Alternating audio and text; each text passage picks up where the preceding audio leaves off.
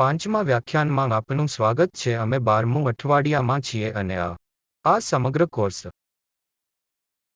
નું લગભગ છેલ્લું વ્યાખ્યાન છે અને આ ખાસ સપ્તાહમાં આપણે સામાન્ય રીતે તરંગો તરફ જોતા હોઈએ છીએ. લિનિયર ક્ષેત્ર, ઇન્ફેક્ટ ઓસિલેશનો અને લિનિયર રિજનની બહાર તરંગો. અને હવે એ અર્થમાં એક નાનો વિષયાંતર લઈશું કે આજે આ છેલ્લા લેક્ચરમાં મારી પાસે બે બાબતો છે. એક તરંગો અને ક્વોન્ટમ મિકેનિક્સનો ખરેખર ટૂંકો પરિચય આપવાનો છે, અને પછી તમે છેલ્લા 12 અઠવાડિયામાં જે કંઈ પણ શીખ્યા છો તેનો હું ઝડપી સચિત્ર સારાંશ આપીશ. હું જાણું છું કે આ કોર્સને અનુસરતા મોટાભાગના લોકોએ ક્વોન્ટમ મિકેનિક્સનો યોગ્ય પરિચય ન આપ્યો હોય તેવી શક્યતા છે. તેથી ક્વોન્ટમ મિકેનિક્સમાં ચિત્રમાં તરંગો કેવી રીતે આવે છે તેના પર ધ્યાન કેન્દ્રિત કરવા માટે કેટલાક મૂળભૂત વિચાર આપવાનો તે ખૂબ જ ઉચ્ચ સ્તરનો પ્રયાસ છે. આનાથી વધુ નહીં કે ક્વોન્ટમના વિચારને મેક્સ પ્લાન્કના કાર્યમાં શોધી શકાય છે. તેણે 1897 થી 1900માં ક્યારેક આવું કર્યું હતું. તેથી તે બ્લેક બોડી રેડિયેશન કોને કહેવાય છે તે સમજાવવાનો પ્રયાસ કરી રહ્યો હતો. તેથી બ્લેક બોડી રેડિયેશન વળાંકો અહીં બતાવવામાં આવે છે. તેથી અહીં તરંગલંબાઈના કાર્ય તરીકે તીવ્રતા શું છે. તેથી આ ઇલેક્ટ્રોમેગ્નેટિક રેડિયેશનની ઇન્ટેન્સિટી તેની તરંગલંબાઈ ના કાર્ય તરીકે છે અને તેમાંના પ્રકારના સ્વરૂપો છે. તેથી દરેક તાપમાનના ચોક્કસ મૂલ્ય માટે છે. તેથી તમે કહી શકો છો, ઉદાહરણ તરીકે, લીલો વળાંક કેટલાક તાપમાન માટે છે T1 અને વાદળી વળાંક કેટલાક તાપમાન માટે છે T2 અને લાલ કેટલાક અન્ય તાપમાન માટે છે T3. તેથી તાપમાન વળાંક માંગ સતત હોય છે અને સામાન્ય રીતે T1 T2 કરતાં વધારે હશે, જે કોઈપણ કિસ્સામાં T3 કરતાં વધારે હશે. આપણા માટે જે મહત્વનું છે તે કોઈપણ કિસ્સામાં તમારે કેટલાક અન્ય સંદર્ભમાં બ્લેક બોડી રેડિયેશનનો અભ્યાસ કરવો જ જોઈએ. પરંતુ અહીં જે મહત્વનું છે તે છે કે બ્લેક બોડી રેડિયેશનનો ખુલાસો દ્વારા આપવામાં આવ્યો હતો. તેથી તેમની પૂર્વધારણા એ હતી કે ક્વોન્ટાના અલગ એકમોમાં ઊર્જાનું વિનિમય થાય છે. કેમ કે આ કંઈક અલગ છે. કારણ કે પ્લાન્કે તેનો વિચાર આપ્યો તે પહેલાં એવું માનવામાં આવતું હતું કે ઊર્જા એક તરંગનું સ્વરૂપ છે અને સામાન્ય રીતે એવી અપેક્ષા રાખવામાં આવી હતી કે વેવ સતત હોય. તેથી ઊર્જા સતત એન્ટિટી હોવી જોઈએ. મેક્સ પ્લાન્ક આ બધા ખુલાસા સાથે પ્રયાસ કર્યો હતો અને ફક્ત પ્રારંભિક હતાશા દ્વારા કામ કર્યું ન હતું. તેમણે એવી ધારણા કરી હતી કે ઊર્જા આ વિભિન્ન ક્વોન્ટામાં બદલી શકાય છે. તો અહીં બતાવ્યા પ્રમાણે ઊર્જા hν છે, જેને આજે આપણે પ્લાન્કના સ્થિરાંક તરીકે ઓળખીએ છીએ અને ν એ આવર્તન છે. તેથી જો આ ધારણા લેવામાં આવી હોય, અને અલબત્ત વ્યક્તિએ ઘણું વધારે કામ કરવું પડશે. તેથી તમે બધું કરો છો પછી તમે આ ઇન્ટેન્સિટી વિરુદ્ધ વેવલેન્થ કર્વને સમજાવવા માટે સક્ષમ છો. તેથી આ છે જેને બ્લેક બોડી રેડિયેશન વળાંક કહેવામાં આવે છે. તેથી ભૌતિકશાસ્ત્રની એક મહત્વપૂર્ણ ધારણા જે બ્લેક બોડી રેડિયેશનને સમજાવે છે તે એ છે કે ક્વોન્ટાના અલગ એકમોમાં ઊર્જાનું વિનિમય થાય છે. તેથી આ ખરેખર ક્વોન્ટાની શરૂઆત છે. તેથી લગભગ 20-25 વર્ષ પછી ડી બ્રોગલીએ કહ્યું કે અહીં નીચેના કારણોસર પ્રકૃતિમાં સમપ્રમાણતા હોવી જરૂરી છે. જ્યારે તમે કહો છો કે સ્વતંત્ર એકમોમાં ઊર્જાનું વિનિમય થાય છે, તે લગભગ કણોની પ્રકૃતિને તરંગ તરીકે ગણવા જેવું છે. તેથી લગભગ એવું કહેવા જેવું છે કે ઊર્જા નાના એકમોમાં આવશે, લગભગ કણ ની જેમ. જો ડી બ્રોગલી આર્ગ્યુમેન્ટ એ છે કે જો વેવ કણોની જેમ વર્તે છે તો કણોની જેમ કદાચ તરંગ પણ તરંગની જેમ વર્તી શકે છે. તેથી તે આગળ વધ્યો અને વેવને જોડીને આ વિચાર અથવા માત્રાત્મક બનાવ્યો કણ. અને તે જે રીતે કરવામાં આવે છે, અથવા બ્રોગલી પોસ્ટ્યુલેટ તે છે તરંગને કણ સાથે સાંકળી શકાય છે. દાખલા તરીકે અહીં મેં તેને જોવાની એક લાક્ષણિક રીત બતાવી છે. જેથી આ લાલ ગ્લોબ જે તમે જુઓ છો, તમે કલ્પના કરી શકો છો કે તમારા કણ અને તેની ટોચ પર મેં એક વેવ દોર્યું છે. તેથી કદાચ નું પ્રતિનિધિત્વ કરવું શક્ય છે. કણ આ રીતે તેનો ઉપયોગ કરો નો અર્થ થાય છે, પરંતુ તેને માત્રાત્મક યુનિટ બનાવવા માટે તમારે તેના વિશે થોડુંક નિશ્ચિત હોવું જોઈએ. અને ડી બ્રોગલી એ રજૂ કર્યું તેની તરંગલંબાઈનો આ વિચાર કે તે કોઈ પણ કણ સાથે કોઈ પણ રીતે જોડી શકે છે, પરંતુ જો તમે વેવને જોડી શકો છો તો તે એવી વેવ સાથે સંબંધિત છે જે કણની કેટલીક મિલકત સાથે સંબંધિત છે. તેથી આ લેમ્બડા, જેને ડી બ્રોગલી તરંગ કહેવામાં આવે છે, તે h દ્વારા p દ્વારા આપવામાં આવે છે. જ્યાં p એ મોમેન્ટા છે, તો p એ કણની મોમેન્ટા છે. જેથી તમે કણની અમુક મિલકત સાથે કણ સાથે જે તરંગને જોડો છો તેને તમે કેવી રીતે જોડો છો. જો કે તમે તરંગ પ્રકૃતિને કણ માટે જવાબદાર ઠેરવી શકો છો.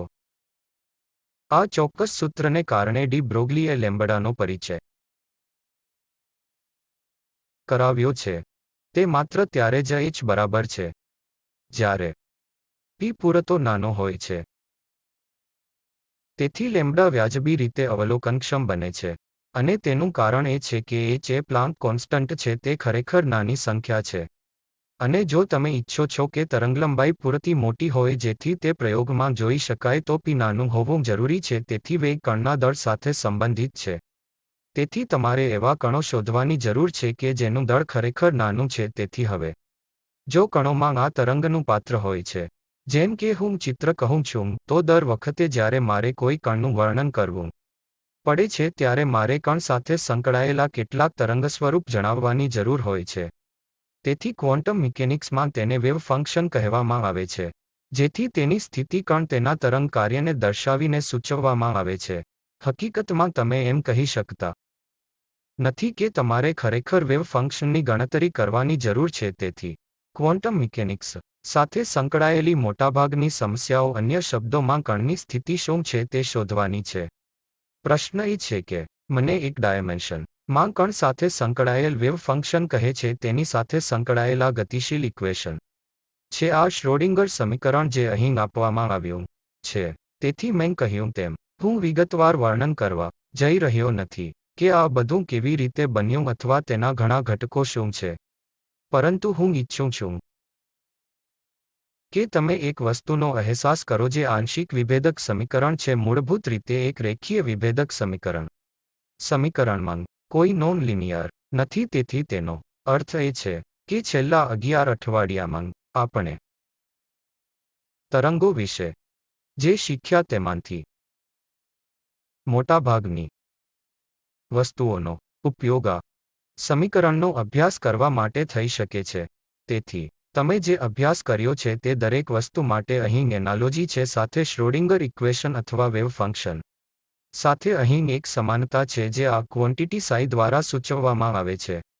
તેથી અમુક સ્તરે કેન્દ્રીય સમસ્યા. તેથી જ્યારે પણ તમે કોઈ સમસ્યાના ક્વોન્ટમ મિકેનિક્સનો અભ્યાસ કરવા માંગતા હોવ ત્યારે તે તરંગ કાર્ય શું છે તે શોધવા માટે ઉકળે છે. જેથી જો કણોમાં તરંગનું પાત્ર હોય, પછી ત્યાં કંઈક છે જે કેટલાક મહત્વપૂર્ણ સૂચિતાર્થને અનુસરે છે. ઉદાહરણ તરીકે આ ચિત્ર પર પાછા જાઓ જે અમે દોર્યું હતું જ્યારે મેં કહ્યું હતું કે આપણે તરંગને કણ સાથે સાંકળીએ છીએ. તેથી અહીં ફરી એકવાર તે જ ચિત્ર છે, પરંતુ હવે તમે પ્રશ્ન પૂછી શકો છો કે શું હું આ વેવને આ કણ સાથે જોડવા જઈ રહ્યો છું જે લાલ રંગમાં બતાવવામાં આવ્યો છે. તે મને તે વિશે શું કહે છે કે કણ ક્યાં છે. તેથી સ્પષ્ટ રીતે તે મને ક્લાસિક મિકેનિક્સના કિસ્સામાં વિપરીત એક પદ આપતું નથી જે તમને કહેશે કે અહીં કણની સ્થિતિનું મૂલ્ય છે, અહીં કણની મોમેન્ટમ અથવા કણના વેગનું મૂલ્ય છે. તેથી અહીં મારી પાસે જે છે તે સ્થિતિની અનિશ્ચિતતા છે. જેમ કે મેં અહીં જે રીતે દોર્યું છે. તેથી એક તરંગ કાર્ય આપવામાં આવ્યું છે જે આ કણનું વર્ણન કરે છે. તે એકમાત્ર અનુમાન હું કરી શકું છું કે કદાચ કણ માટે કેટલીક સરેરાશ સ્થિતિ છે, પરંતુ તે પણ તેની આસપાસ કેટલાક ફેલાય છે. તેથી તે હદ સુધી કણોની સ્થિતિ અનિશ્ચિત છે. અને ફરીથી અહીં નું ઉદાહરણ છે આપણે વેવ ઘટનાઓમાં જે શીખ્યા તે કેટલું ઉપયોગી છે. તેથી જો મારી પાસે આ જેવા વેવફોર્મ છે જેની પાસે કેટલીક સ્વાભાવિક અનિશ્ચિતતા છે, તમે આ બેન્ડવિડ્થ પ્રમેયને અપીલ કરો છો કે અમે નો અભ્યાસ કરીએ છીએ. તેથી તે તમને જણાવે છે કે સ્થિતિમાં બે જુદા જુદા સ્થાનો અને ટાઈમ ડોમેન માં અનિશ્ચિતતા સંબંધિત છે.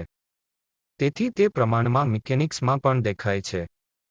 અને તે હેસેનબર્ગના અનિશ્ચિતતા સિદ્ધાંત તરીકે ઓળખાય છે. તેથી તે તમને જણાવે છે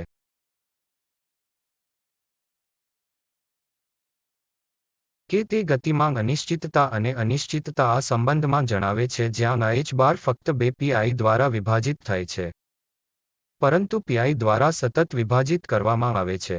તેથી નોન લિનિયર શ્રોડિંગર ઇક્વેશન તરીકે ઓળખાય છે. તેથી જો તમે આ સમીકરણ જુઓ, તે સ્ટેન્ડર્ડ લિનિયર જેમ કે સ્ક્રોડિંજર સમીકરણ અહીં આ શબ્દ સિવાય કે આ ન હોત c એક એ કેટલાક અચલ c છે જ્યાં શૂન્ય આ સમાન હશે. શ્રોડિંગર ઇક્વેશન કે જે મેં અગાઉ કણ ને ક્વોન્ટમ મિકેનિક્સ માં વર્ણન કરવા માટે લખ્યું હતું. તેથી અમુક પરિસ્થિતિ છે જ્યાં તે પ્રકારનું વર્ણન મુખ્યત્વે કામ કરતું નથી. ઉદાહરણ તરીકે જ્યારે તમે અમુક પરિસ્થિતિઓમાં બોઝ-આઇન્સ્ટાઇન કોન્ડેન્સેટ્સ નો અભ્યાસ કરવા માંગતા હો, આ ક્રિયાપ્રતિક્રિયા કરતી ઘટનાઓ છે જ્યાં તમારે એક અલગ પ્રકારના સ્ક્રોડિંજર સમીકરણને અપીલ કરવાની જરૂર છે અને તેને નોન લિનિયર શ્રોડિંગર સમીકરણ કહેવામાં આવે છે. તેથી અહીં આ શબ્દ જે હવે તે લાલ બોક્સમાં ચિહ્નિત થયેલ છે, તે નોન લિનિયર નો પરિચય આપે છે જે આ બનાવે છે.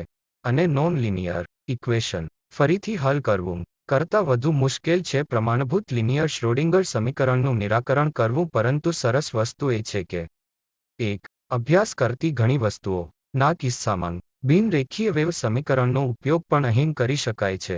ફરીથી એવો ભાગ છે કે આપણે તેના પર જે અભ્યાસ કર્યો તે દ્વારા સોલિટોન્સ અને સમાન છે જે બિન લિનિયર તરંગ ઇક્વેશનના ચોક્કસ વર્ગ માટે સમાન છે. પરંતુ ફરીથી તે ખરેખર એક વિશાળ ક્ષેત્ર છે. તેથી આ બિનરેખીય શ્રોડિંગર સમીકરણ અને વચ્ચેના કેટલાક સ્તરે સમાનતાઓ છે બિન લિનિયર નોન લિનિયર વેવ ઇક્વેશનના ચોક્કસ વર્ગો.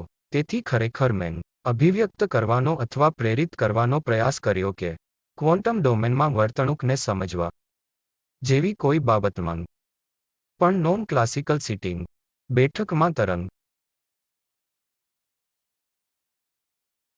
અસાધારણતાને સમજવું કેમ ઉપયોગી છે. કારણ કે દરેક કણને વેવનું વર્ણન આપવામાં આવ્યું છે, જેનો અર્થ એ છે કે મેં તરંગો અને ઓસિલેશનમાં અભ્યાસ કર્યો છે. આશા છે કે નવી સ્થાપનામાં પણ ઉપયોગી થવો જોઈએ. તેથી તે તળિયાની લાઇન છે જે હું તમને છોડી દેવા માંગુ છું. તેથી ફક્ત નો સારાંશ કાઢવા માટે બિન લિનિયર શ્રોડિંગર ઇક્વેશન તેના ખૂબ ઉપયોગી છે. અને તે ફરીથી ખરેખર એક વિશાળ વિષય છે જેમાં ઘણા બધા ઉભરતા સંશોધન કાર્ય બિન લિનિયર તરંગો નો વિચાર છે જેમાંથી બિનરેખીય શ્રોડિંગર સમીકરણ એક ભાગ છે. આમાં ઘણી વસ્તુઓ સાથે જોડાણ છે. ઉદાહરણ તરીકે ફાઇબર ઓપ્ટિક્સ માં વેવ પ્રોપગેશન અને ઊંડા પાણી પર સપાટીના તરંગોથી સંબંધિત. તેથી વિચાર એ છે કે આપણે ઓસિલેશન્સ અને તરંગો પાસેથી શીખ્યા તે પાઠ ફિઝિક્સના ઘણા ક્ષેત્રોમાં, ફક્ત ક્વોન્ટમ મિકેનિક્સ જ નહીં પરંતુ ખરેખર ફિઝિક્સના ઘણા ક્ષેત્રોમાં વ્યાપક એપ્લિકેશન છે. અને વધુ મહત્વની વાત એ છે કે તેઓ ઘણી વાસ્તવિક શારીરિક ફિનોમેનને સમજવા માટે ઉપયોગી છે. તેથી શરૂઆતમાં અમે પદાર્થોના સિમ્પલ ઓસિલેશનનો અભ્યાસ કરવાનું શરૂ કર્યું. ઉદાહરણ તરીકે લોલકના આ સરળ કંપનની જેમ મારી પાસે ડાબી બાજુ અથવા બ્લોકનું આ સિમ્પલ ઓસિલેશન જે આપણી વસંત સાથે જોડાયેલ છે તે અહીંનું ચિત્ર છે. તેથી તમે તેને ખેંચો અને છોડો તે પછી કંપન શરૂ કરશે. બીજું ઉદાહરણ છે મારી પાસે એક ટ્યુબ છે જે આકારની જેમ કે યુ અને તેમાં થોડું પ્રવાહી છે. અને જો હું પ્રવાહીને એક અને માં ઉદાસીન બનાવું તો તે ઓસિલિંગ શરૂ કરશે. તેથી આ બધા સાથે હોઈ શકે છે. ફિઝિક્સ ધારણાના એક મહત્વપૂર્ણ ભાગનો ઉપયોગ કરીને વર્ણન કરો, એટલે કે રિસ્ટોરિંગ બળ ડિસ્પ્લેના નેગેટિવ પ્રમાણસર છે. તે આ નેગેટિવ સંકેત છે જે ને ઓસિલેશન્સ રાઇઝ આપે છે. તેથી આ એક વસ્તુ છે જેને તમારે યાદ રાખવાની જરૂર છે. આ જેવી ઘણી અલગ સિસ્ટમો હોઈ શકે છે, ત્યાં ઘણી અલગ ઓસિલેટરી ફિનોમેના હોઈ શકે છે, પરંતુ તેના મધ્યમાં આ વિચાર છે કે રિસ્ટોરિંગ બળ નેગેટિવ ચિહ્ન સાથે વિસ્થાપન માટે પ્રમાણસર છે. અને જો તમે ગણિત પર કામ કરો છો તો તમે જોશો કે ઉકેલ મૂળભૂત રીતે સાઇન અને કોસાઇન ફંક્શન છે, જેમ કે અહીં બતાવેલ છે. તેથી તમે કહી શકો છો કે સમયનું કાર્ય તરીકે મારું ડિસ્પ્લે સાઇન ફંક્શન છે. અને પછી તમે આગળ વધી શકો છો અને માટે આગળ વધી શકો છો. ઓસ્કિલેટર્સ બે સ્વતંત્ર કાર્ય છે જે એકબીજા સાથે વાતચીત કરતું નથી. તેથી અમે જે કર્યું તે બધું તમે બે ઓસ્કિલેટર્સને એકબીજા અથવા કાટખૂણે એકબીજા ની સમાંતર મૂકી શકો છો, અને તે ખરેખર આ કેસો માટેના પરિણામો લખવા માટે વધુ કામ લેતું નથી. પછી આપણે આગળની મહત્વપૂર્ણ બાબતનો અભ્યાસ કર્યો કે જેથી અમે ભિન્નાશ સાથે ના કેસ હોઈ શકીએ. અમે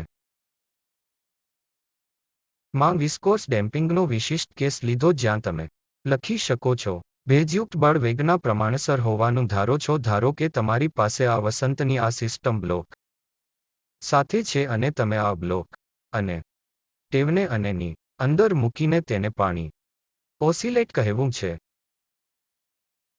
તેથી આ સિસ્ટમનું વર્ણન ને ગતિના ઇક્વેશનનો ઉપયોગ કરીને કરી શકાય છે જેમાં આ ભિન્ના શબ્દ શામેલ હશે, જ્યાં ભિન્ના શબ્દ વેગના પ્રમાણસર હોય છે.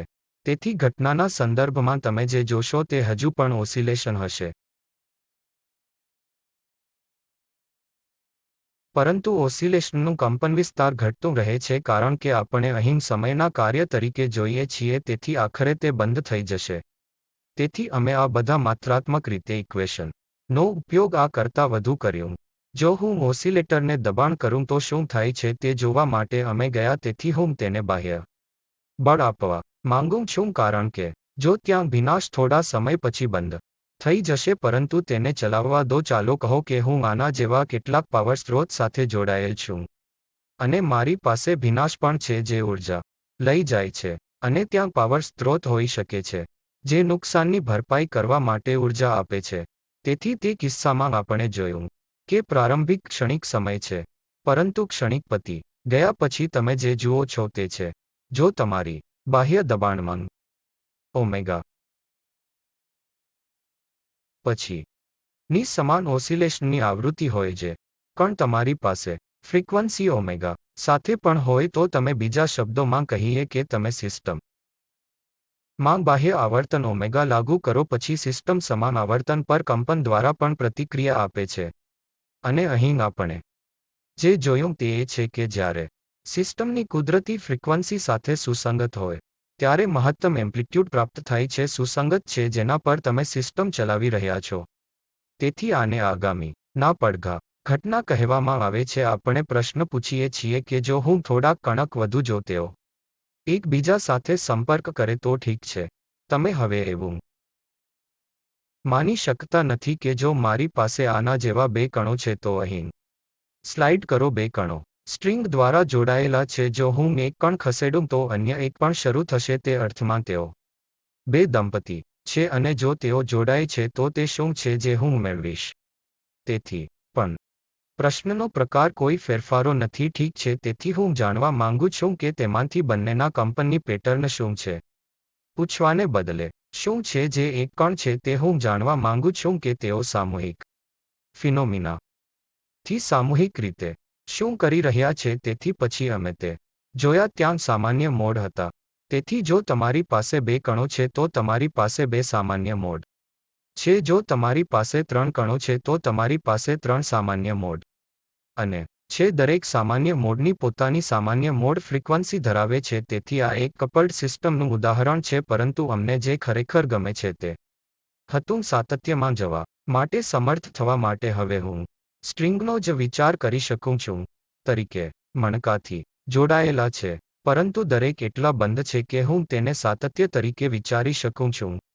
તેથી એક ટિપિકલ સમસ્યા જેનો આપણે માની લીધો હતો કે હું બે રિજિડ દિવાલો અને એક સ્ટ્રિંગ કહીએ છીએ જે આ બે સખત દિવાલોની વચ્ચે હાથ ધરવામાં આવી છે. કંપનની પદ્ધતિઓ શું છે તે પણ. તેથી આ સિસ્ટમની સામાન્ય રીતો શોધવાનો પ્રશ્ન. તેથી અહીં ફરીથી તમે સામાન્ય મોડ શોધી શકો છો. તેથી આવી સિસ્ટમમાં સામાન્ય મોડ ફ્રીક્વન્સીની ઉપલી મર્યાદા હોય છે. તેથી આપણે જોયું કે જો 9 શૂન્ય મૂળભૂત આવર્તન હોય તો આ 2 નવા શૂન્યને અનુરૂપ આ સિસ્ટમમાં સૌથી મોટી આવર્તન શક્ય હશે. અને અમે એ પણ જોયું કે તમે તેના વિશે વિરુદ્ધ દિશામાં બી સ્ટેન્ડિંગ વેવ તરીકે વિચારી શકો છો. અને તેઓ સ્થાયી વેવ પેટર્નમાં દખલ કરે છે. તેથી સૈદ્ધાંતિક રૂપે આ એકમાત્ર શક્ય અનન્ય નમૂનાઓ અથવા તમને મળી શકે તેવા દાખલાઓ છે. તેથી કોઈપણ મનસ્વી પેટર્ન તમે જોશો આવી સિસ્ટમમાં આના લિનિયર સંયોજન તરીકે લખી શકાય છે. અમને એ અર્થમાં કંઈક વધુ જોઈએ છે કે પાછલા કિસ્સામાં આપણે આ બાઉન્ડ્રી કન્ડિશન મૂકીશું કે દિવાલ અને સ્ટ્રિંગ દિવાલ પર બંધાયેલી હતી. પરંતુ ધારો કે હું સીમાની સ્થિતિથી મુક્ત થવા માંગુ છું. મને પછીથી સીમાની પરિસ્થિતિઓ વિશે ચિંતા કરવા દો. પરંતુ હવે મને ફક્ત એક પછી જે સીમાની શરતો લાગુ પડે છે તેના વિશે ચિંતા કર્યા વિના દોરીના કંપનનું વર્ણન કરવા દો જે પછી ભલે સરહદની સ્થિતિનો અંત આવે. મારે હંમેશા 2 દિવાલો વચ્ચે બાંધેલી સ્ટ્રિંગને કેમ ધ્યાનમાં લેવું જોઈએ? તેથી તે કિસ્સામાં આપણે ખરેખર આગળ વધીએ અને લાગુ કરીએ વેવ ઇક્વેશન. અને આપણે જોયું કે તમે તરંગ સમીકરણને હલ કરી શકો છો અને ઉકેલો આ ટાઈપ ના પ્લેન તરંગો છે. તેથી અમે તેને કેટલીક ફ્રીક્વન્સી સાથે પ્રગતિશીલ વેવ કહીએ છીએ.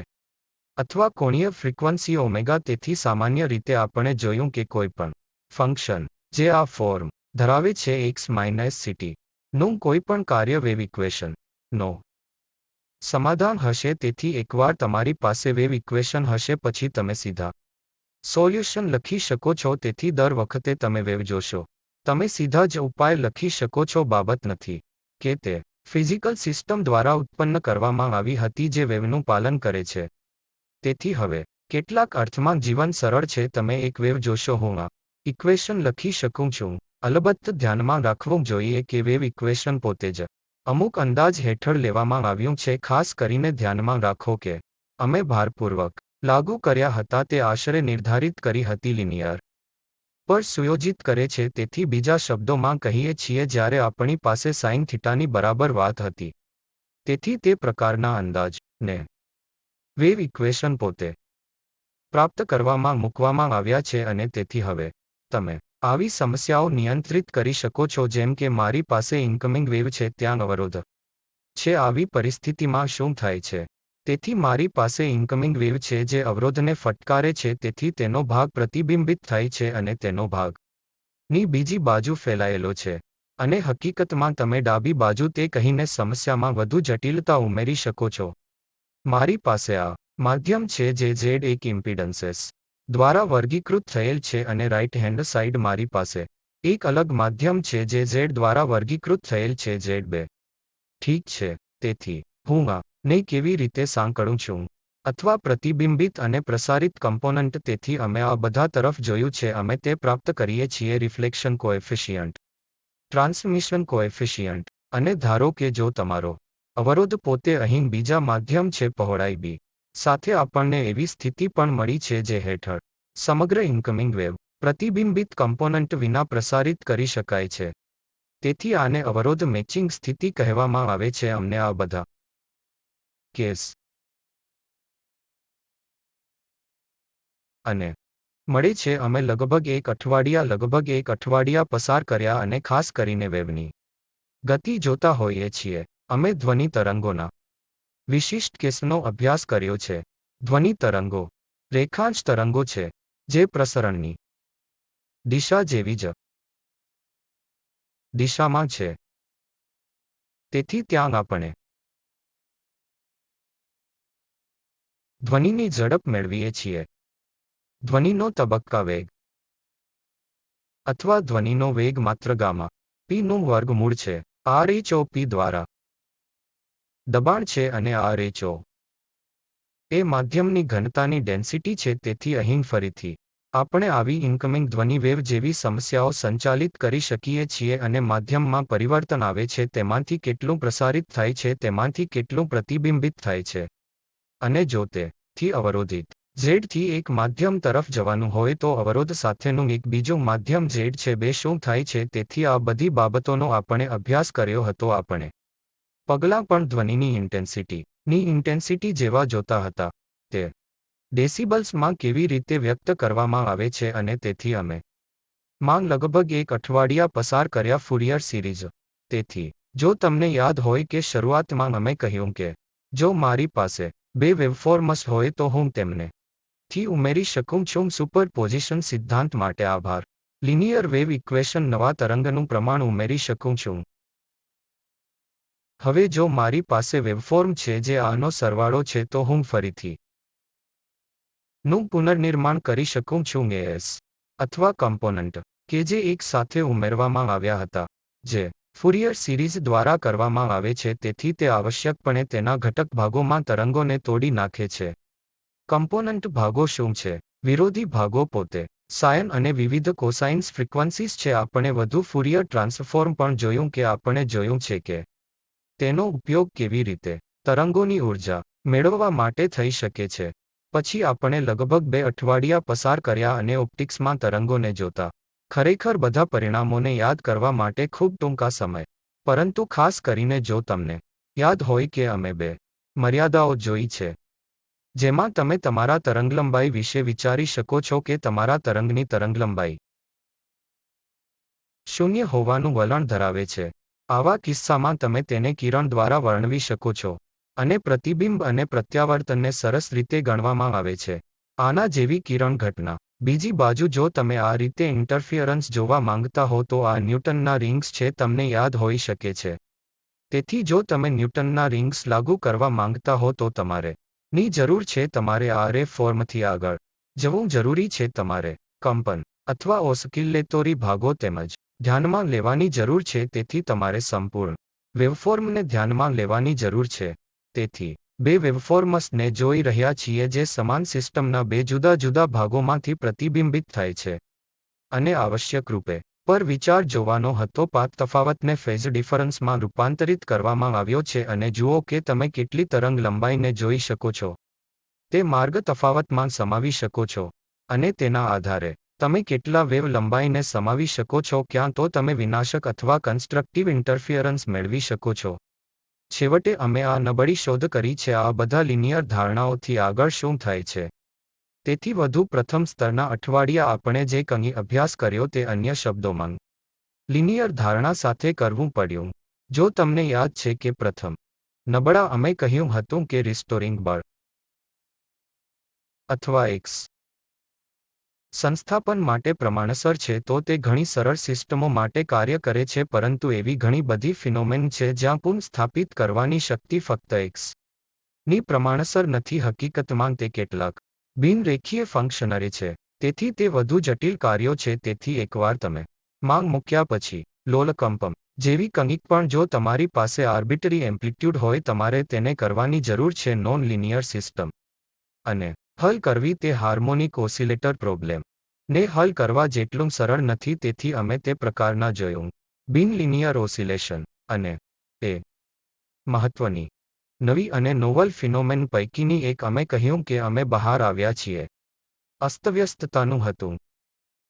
સિસ્ટમ અસ્તવ્યસ્ત વર્તન બતાવી શકે છે જેનો અર્થ છે કે તે અનિયમિત છે. પરંતુ જેમ કે હું અરાજકતા પર ભાર મૂકતો રહું છું, તે વિસ્થાપનમાં આ દ્રશ્ય અનિયમિતતા કરતાં ઘણું વધારે છે કારણ કે સમયના કાર્ય તરીકે ત્યાં ઘણું બધું છે.